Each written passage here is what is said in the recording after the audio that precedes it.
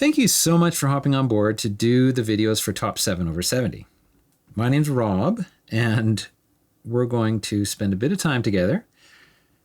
I have 3 modules, I'm calling them, to get through. The first one, we're going to talk about what these videos need to say. The second one, we're going to talk a little bit about storytelling. And then the third one, we're going to talk a little bit about process. So for now, let's jump into what these videos need to say. Now, every project that I start, I always start with the same question. Who is the audience? In this case, the audience is a group of people in a room gathered to celebrate 7 individuals who are winning an award. So what does that tell us? It tells us, number 1, that people are winning an award. So we need to explain in the video what the award is for. And the second thing is, there's a person who's winning the award.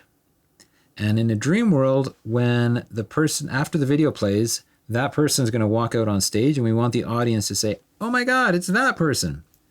So to get there, we need to learn about the person. So there's 2 elements. We need to explain what the person is winning the award for, and we need to humanize, is the way I like to think of it, but we need to talk about, show something that lets the audience know who the person is. We're going to watch a video, Jerry's.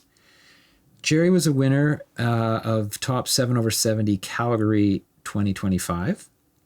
We're going to watch this video. It's about 4 minutes long. After the video, we're going to talk a little bit about those 2 things, why he won the award, and then number 2, who he is as a person. Let's watch the video.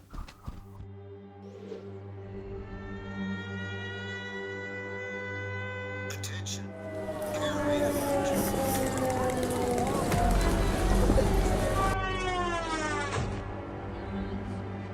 They can project where it's going to land. As it gets closer, the landing field stays smaller and smaller and smaller and smaller. And so, okay, you have got 10 minutes, you've got 9 minutes, you've got 8 minutes. A young mom will be carrying a baby, pushing one in the store and dragging one, and trying to get into the shelter in time.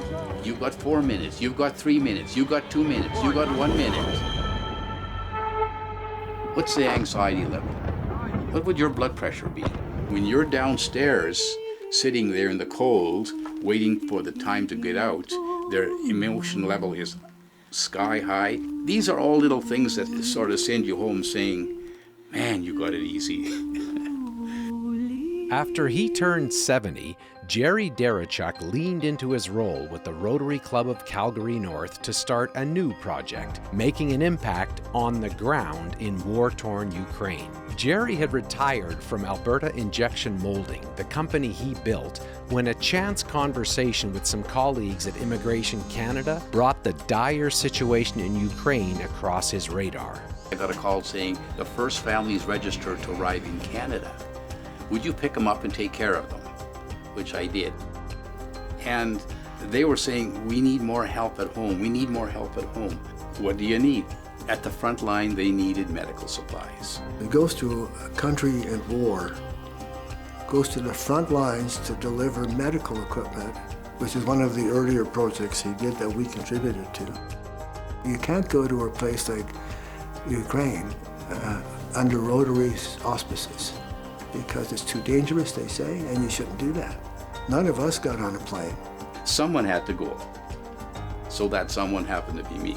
With $50,000 worth of tourniquets and blood coagulants, Jerry set off by himself to make sure the supplies arrived in Ukraine. When he landed, he met a senior medical commander. And then right away he turned around and said, do you want to go and see where we need these? Well, that took me 2 seconds. So that's how I ended up at the front. He went to the front lines.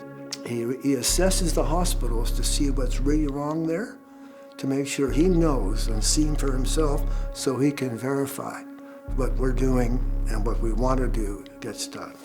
It's one thing to talk about blood and guts, another thing to show it. I try not to show that part.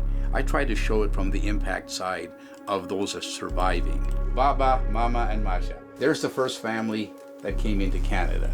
I try to show that aspect because that's the generation that's going to go on. Jerry's now raised millions of dollars for projects across Ukraine. He's made multiple visits to the country, patching up hospital walls himself. He hosts weekly Zoom meetings to organize Rotary clubs across Europe and North America. He's mobilized thousands of members around the world.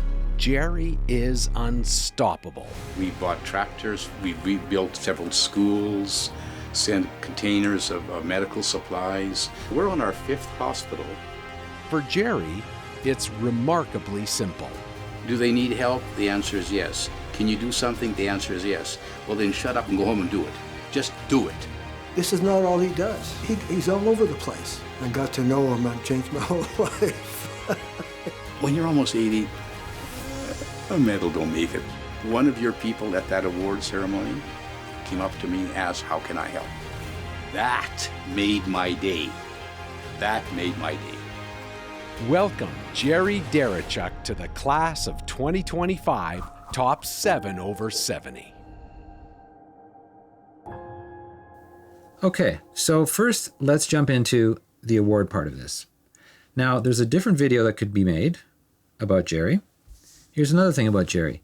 Jerry was born in a very rough situation. He's a white guy, but he actually went to a residential school, and he successfully built multiple businesses around Calgary. So there's a whole other video that could cover this incredible person who has an amazing life, an amazing family man, and everything he's done with Rotary over the years, where we don't even talk about Ukraine. This video, the point of this video is to say he's winning an award for something he started after he turned 70. So all his work with Ukraine, he doesn't even speak Ukrainian. He does a few words badly now, but really it was a phone call, somebody asking him if he could help pick up the first Ukrainian refugees at the Calgary airport. So that is what he's winning the award for, and so that is what the video needs to tell. If it's not clear to you why they're winning the award, it definitely won't be clear to the audience. Now, the other piece of this video is you get a sense of Jerry.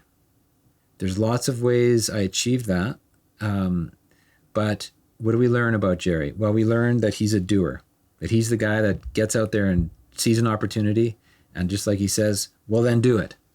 That's so Jerry. He's not doing it for an award, and as he says in the piece, the thing that made him most happy was when somebody came up to him at an awards event and asked how they could help. So we learn a lot about Jerry and who he is as a person in this video.